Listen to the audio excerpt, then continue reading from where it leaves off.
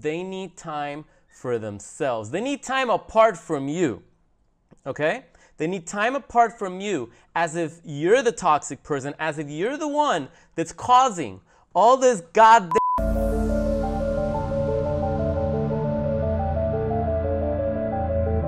Yo, what's up, warriors? Welcome back to the channel. This is Kita with Psychopath Exposure.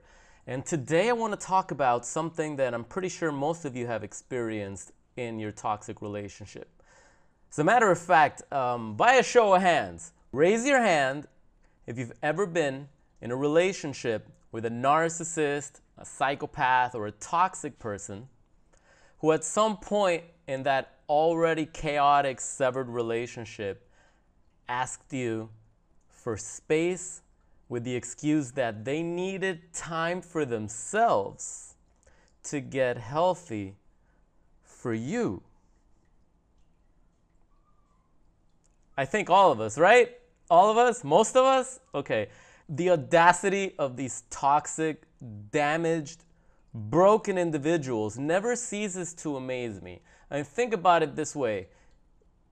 You're in a relationship, or at least you think you're in one. You're trying desperately to make this thing work because you feel that that's your person, and they tell you that you're their person.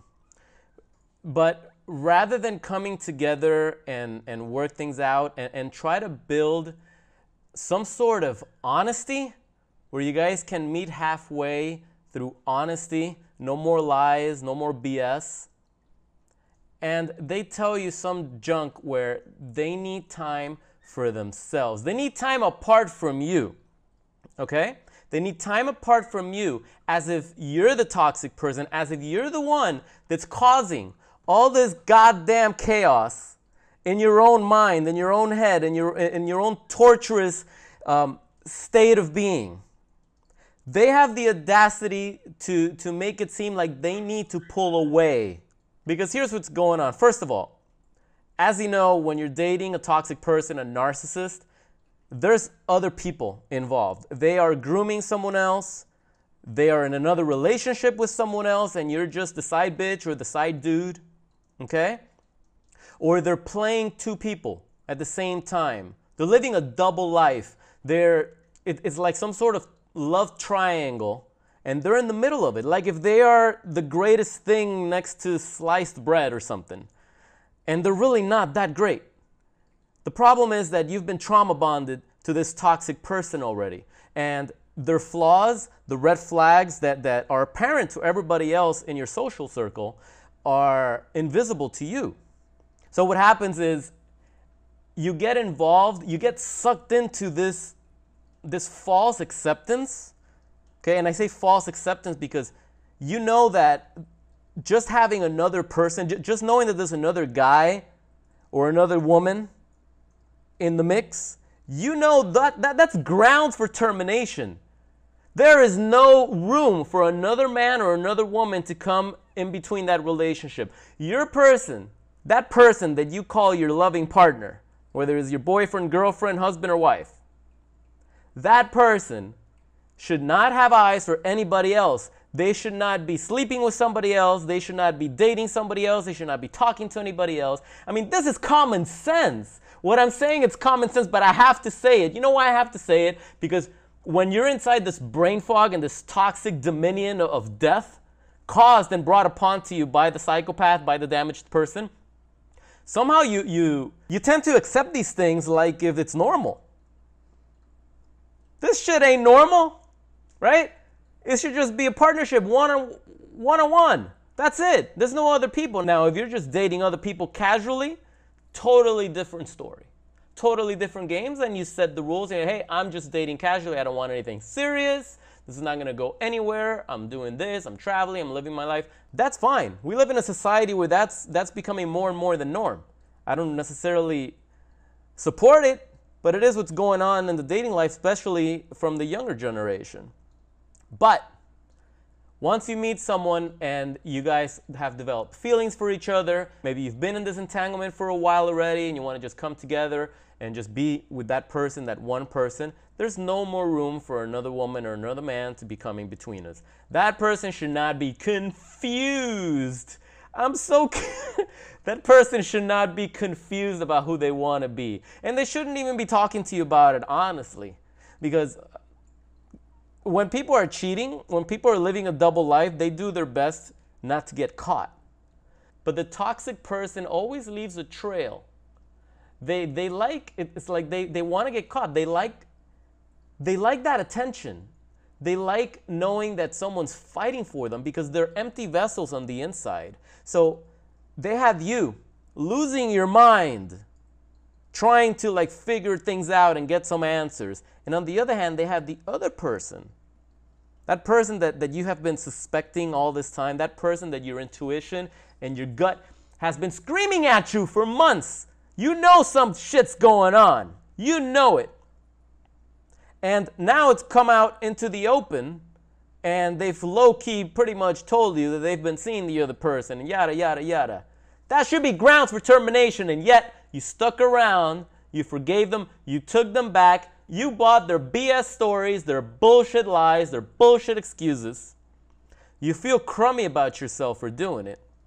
That's how bad your self-worth is now. See, the longer you're with a toxic person, the lower your self-worth becomes. But at this point, they are choosing between you and the other party. They are choosing, or making it seem like they have to choose between you and the other party. There should be no choice. It's either you or the highway.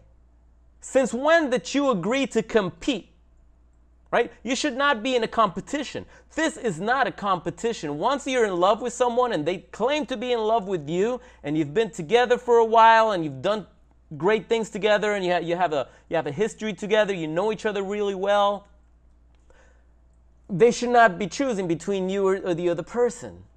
Come on, it's common sense. You know that. But somehow, through the trauma bond, you've allowed this to continue and to continue and to continue. But now they tell you that they need time for themselves because this situation is, so chaotic. Okay, listen. Let me tell you what's going on. Let me spoil this horror movie for you, okay? They need time apart from you so that they can fix the other entanglement that they have been dealing with behind your back. See, things are getting too complicated right now. That's why they're in chaos. That's why their life is in shambles, right? Oh, the other person won't leave. They keep sending me flowers, and they keep sending me these tokens of affection. Listen, if you wanted to cut ties with the other person, you would have cut ties with the other person even if they bought you a car. Okay? Now, if you're so shallow and you're so pathetic that you're selling yourself, you're selling your body, you're selling your soul, you're selling your heart and emotions to this other person that's buying you through gifts and tokens of affection and all this nonsense, then it goes to show what a piece of shit you really are. And yes, I'm talking to you, narcissist. And if you're so pathetic and you're like, oh, well, I'm gonna buy you bigger flowers then, or I'm gonna do something even bigger, then you're a fool and you're a sucker. It's like, at that point, you need to be like, oh, really, that's going on, and you still haven't cut it off? Bye. Bye. That's it. They are not taking time for themselves. As a matter of fact, most likely, the second or third day after having that conversation with you, they were already at the other person's house, probably sleeping with them, probably trying to fix that situation. They put you out of their mind, and now all the attention is on them. You see, because that situation got out of control and unmanageable. And the bullshit is, like, you're starting to call it out. You're starting to see it, and you're starting to question them, and they don't want you to question them. Maybe you have more information than you should. Maybe you have that person's phone number. Maybe you have already told them that you're going to show up at that person's house and let them know what's really going on, because believe me, they do not know the truth. If they knew the truth, they would have been ass out of that entanglement a long time ago. But they don't know, but sadly you know. So you're enduring this torture.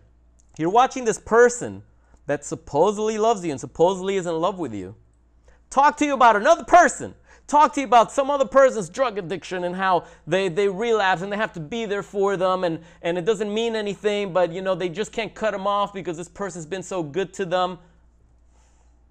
Really? I mean, really? So you're gonna sacrifice a solid relationship because you don't have the balls, or you don't have the courage, you don't have the guts to cut things off with another person? It's as easy as telling the other person, hey, look, you know what? It's not working out between us. I don't feel the same about you. I'm not in love with you. I'm in love with someone else. This is the person I want to be with. So I wish you well. We don't have to be mortal enemies or anything like that, but it's not a good idea for us to continue to talk because my partner's not going to like it, and honestly, it doesn't work for me.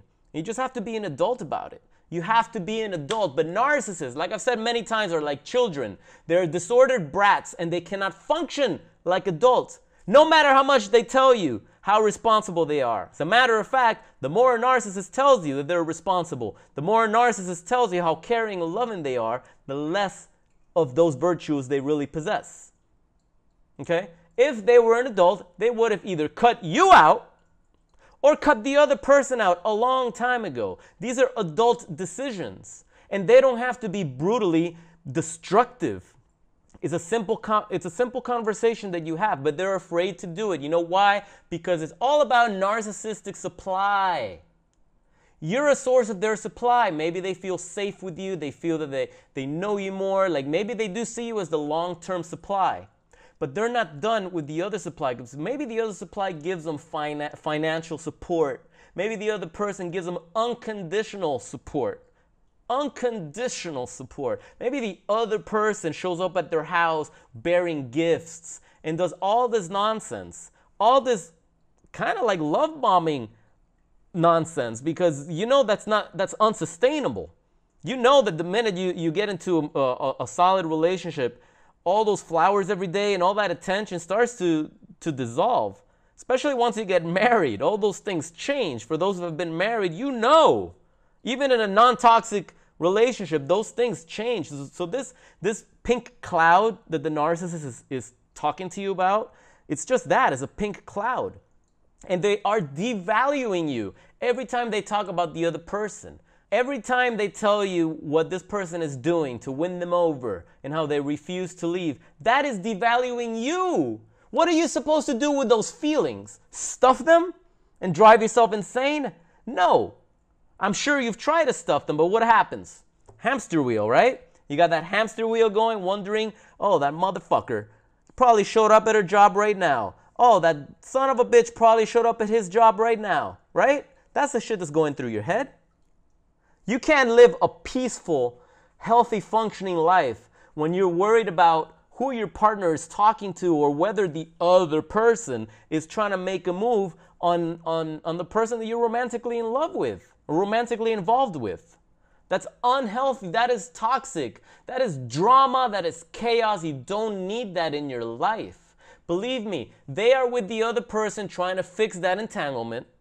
And once they get that together, or once that thing goes out of control again, then they come back to you to see if there's still a chance. So what happens in the meantime? Oh, I need time for myself. I'm not going to date anybody. I'm not going to date you. I'm not going to date them.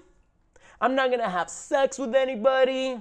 And meanwhile, you have the brain fog, right? You've been conditioned to this bullshit that you're like, yeah, they're going to get it together. Yeah, you know what? Maybe this is a healthy break. This is good for us.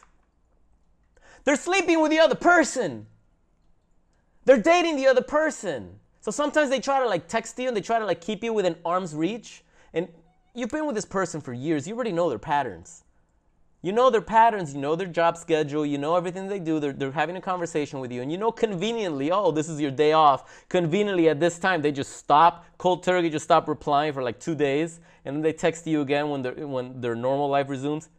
They're with the other person and you know it. You're like, oh, son of a bitch. What a coincidence, right? What a coincidence. It's Mother's Day, it's Father's Day, and all of a sudden, you don't hear from them because they were with the other person.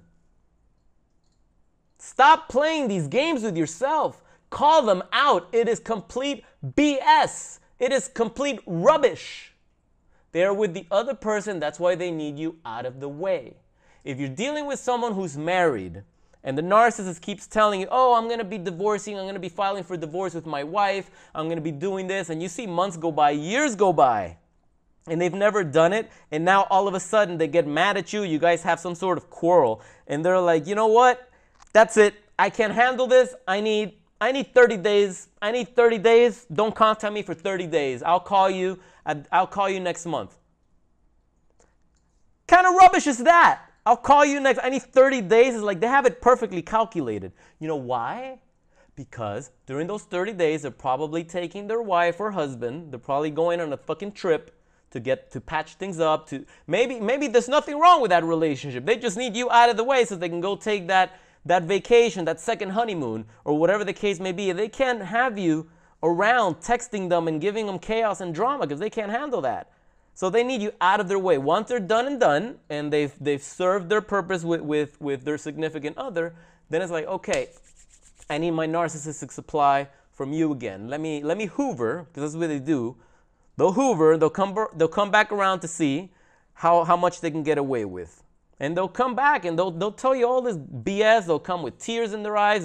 They'll promise, empty promises, of course. They'll beg you, they'll apologize. And when you take them back, because you know you do, you know you have, within 2 weeks, if even, they will be up to their old games again. Oh, the other person, he showed up again. What was I supposed to do? Cut the shit. You're only fooling yourselves. You can't fool me. And hopefully by now you guys understand that this is just a game to keep you around for narcissistic supply. If they really loved you and if they really wanted to be with you, they would be with you. That would be the end of it. We all just want to have a loving partner, don't we? Isn't that why we fell into this nightmare in the first place? Just want to have that partner, that romantic, loving partner, that you don't have to worry about the dating scene anymore. You have someone you're attracted to, you have great communications with, you can trust. And I know that's not easy nowadays, but trust is very important. And the last thing you need to worry about is what they're doing, whether that relationship is going to break or dissolve or anything. No, you're working on your job, you're working on your career, you're trying to raise kids, you're trying to do things together with your partner. Your partner should not be creating all this anxiety and turmoil in your mind. You should not be having panic attacks because your partner says one thing and then they disappear and they ghost you and then they say something that doesn't match what they said a week ago. And all this cognitive dissonance going on, and it's like, the hell, how is that even healthy? It's not. You have just lost your way because you're in a trauma bond with an abusive narcissist. And even if they're not a narcissist, they have narcissistic traits, right? Even if they're not full-blown psychopath, they're still doing toxic things that only a damaged, broken person would do because they're empty inside. They just make bad decisions after bad decisions after bad decisions. And you know what?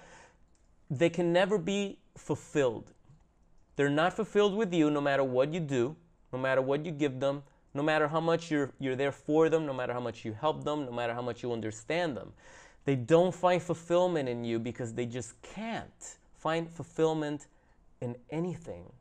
So they find a thrill, they get a rush out of the other person and living that double life. Even though that double life is destroying them, it makes them feel alive. They're addicted to that drama, that, oh, this person's chasing me, but this person's chasing me too, but oh, then they go and they cry to you, then they cry to the other person, and it's this back and forth.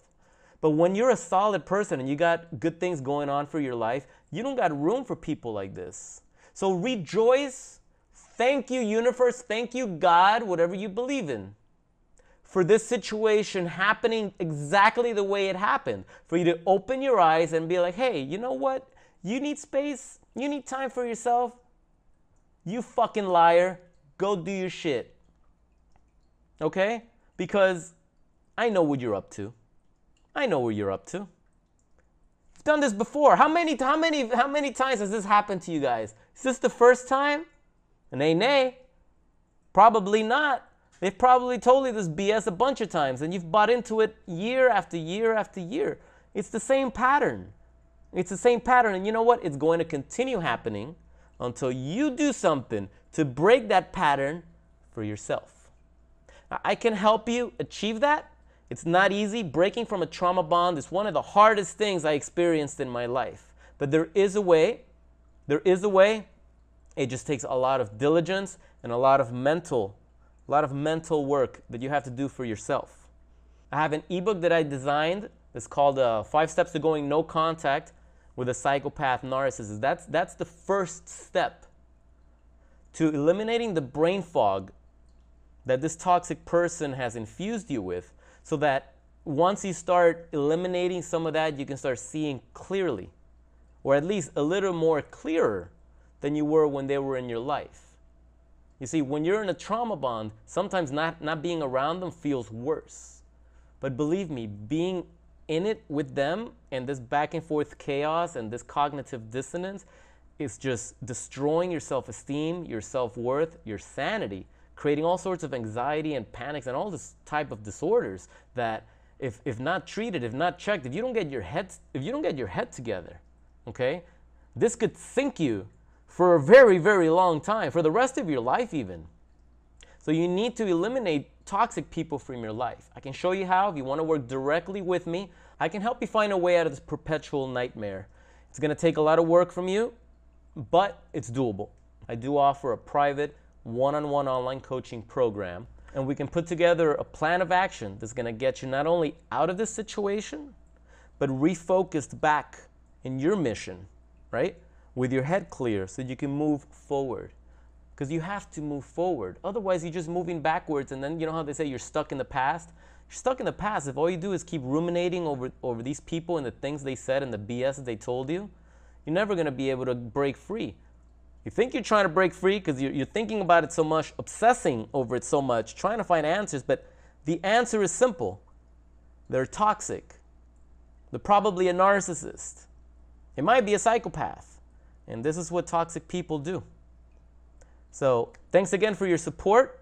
I'm always here if you need me. Feel free to shoot me an email for more information and details on how you can work directly with me on a private one-on-one coaching call. Please remember to share your experiences in the comments below, because I know all of you have been through this situation, and I think it's funny when we all share the same experience and we can laugh about it and we can see how ridiculous it really is. And through laughter and shared experiences, we grow in strength and we grow in numbers. Remember, this is an anti-narcissist community. So let's keep focusing, let's keep putting ourselves first, and let's continue moving forward. Once again, this is Keto with Psychopath Exposure, and I will talk to you guys in the next video. Take care.